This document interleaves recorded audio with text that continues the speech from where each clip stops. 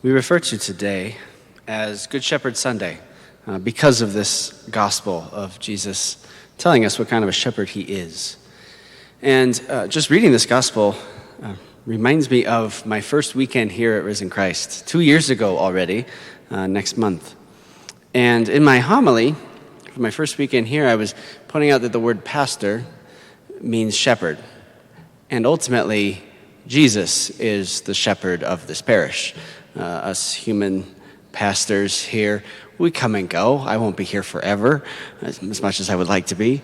But the Lord has always been our shepherd at Risen Christ since the beginning, and he's always going to be our shepherd here.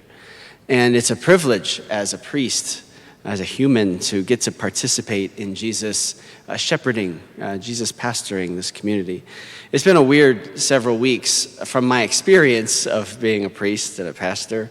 On one hand, I have felt more useless than I've ever felt. There's nobody in church right now. And on the other hand, I have felt more like a pastor than I've ever thought I could feel.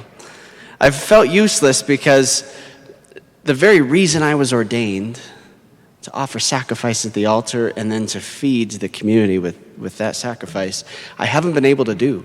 I've been able to offer that sacrifice, but I wasn't ordained to feed myself. I was ordained to bring the Eucharist, the sacrifice of this Mass, to the people. And you're participating in a spiritual way, and there's so much grace, there's so much beauty in that. But as a priest, it's odd. It's unusual, and in some ways even unnatural. It's not how the Lord planned for this to happen in the beginning. I'm ordained for you. And so it's this longing in my heart to bring you communion that I can't do right now. So on that hand, I feel useless. But on the other side, I have felt more like a pastor than I thought I could feel.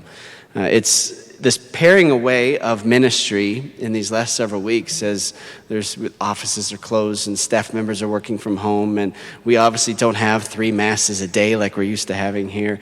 It's pared away at my ministry a little bit, and it's helped me to focus in on the one thing I'm called to as a priest, the one thing I'm called to as a pastor, which is to lead people to Jesus. It's that simple. And my ministry isn't even predominantly about sacraments, especially not right now. The main thing I'm called to do is help people to encounter Jesus, because he's ultimately the shepherd. I want to introduce people to the Lord so the Lord can take over and let him be the shepherd of their life. So it's been really a beautiful, life-giving thing for me, reflecting on the beauty of the priesthood and reflecting on Jesus as our shepherd. In the gospel today, Jesus refers to himself as the shepherd, and he says that the sheep follow the shepherd because they recognize his voice. We want to follow Jesus. We need to recognize his voice, which means that we have to become good at differentiating the voice of the world from Jesus' voice.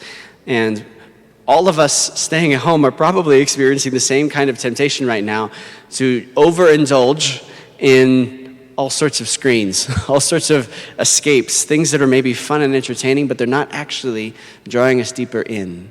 We might be really tempted to spend more time than usual on the internet, on email, on Facebook, on Netflix, all good things maybe in themselves.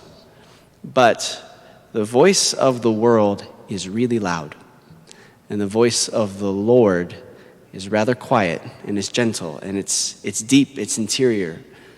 We have to create a boundary with the voice of the world if we're going to effectively hear the voice of the Lord. And it has to be more than just having quiet time. We have to use that silence well. We have to enter into it as a time of prayer. We have to create the silence in our life, yes. But then we have to choose to focus on the Lord. We have to decide we're going to open up our Bibles. We're going to read the readings from Mass today. We're going to share with the Lord what's going on in our hearts, and then give him a chance to talk back. Sit in the awkwardness of that silence and wait for the Lord, and pay attention to those movements in our heart. As we do that, we will come to recognize the voice of the Lord. You will know it. When the Lord speaks, you know it's the Lord. And so in this time that the Lord's giving us, he's really inviting us to a greater interiority. As much as we're tempted to be looking outward more, we need to be looking inward more and cultivate that sensitivity to the Lord's voice, so that when he calls, even with that soft whisper, we're ready to follow after him.